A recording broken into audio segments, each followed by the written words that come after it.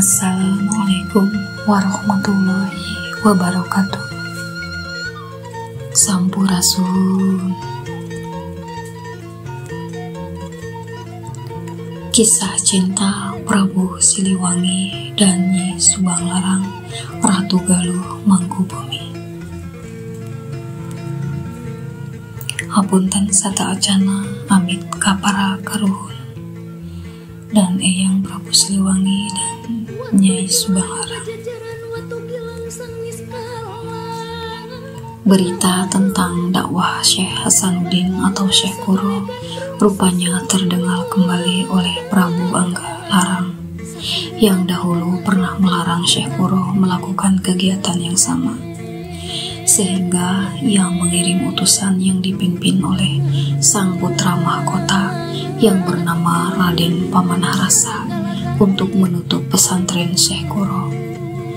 Namun tak kala putra mahkota tiba di tujuan, rupanya hatinya tertambat oleh alunan suara merdu ayat-ayat suci Al-Quran yang dikumandangkan oleh Nyai Subanglarang.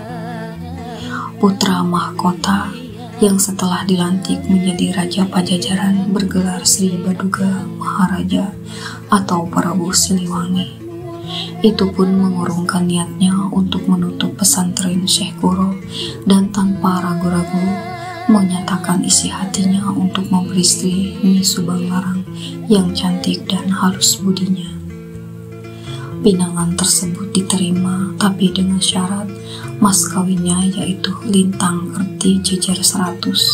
Yang dimaksud itu adalah simbol dari tasbih yang merupakan alat untuk berwirid yang berada di Mekah. Permohonan Nyi Subanglarang disanggupi oleh Raden Pamanarasa. Atas petunjuk Syekh Kuro, Prabu Pamanarasa segera pergi ke Mekah. Di tanah suci Mekah, Prabu Pamanarasa disambut oleh Syekh Maulana Ja'far Shiddiq, dan Syekh itu bersedia membantu untuk mencarikan lintang kerti jejer 100 dengan syarat harus mengucapkan 2 kalimat syahadat.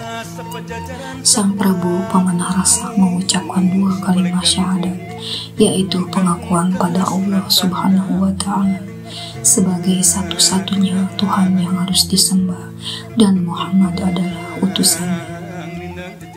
Sejak itulah Prabu Pamanarasa masuk agama Islam dan menerima lintang kerti jejer 100 atau tasbih.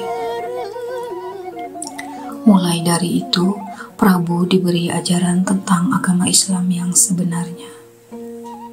Prabu Pamanarasa segera kembali ke Pajajaran untuk melangsungkan pernikahan keduanya dengan Nyi Subanglarang yang merupakan putra dari Ki Gedeng Tapak. Pada tahun 1422 Masehi, pernikahan berlangsung di pesantren Syekh Kuro dan dipimpin oleh Syekh Kuro. Beberapa lama setelah menikah, Prabu Pamanarasa dinobatkan sebagai Raja Pakuan Pajajaran dengan gelar Prabu Siliwangi.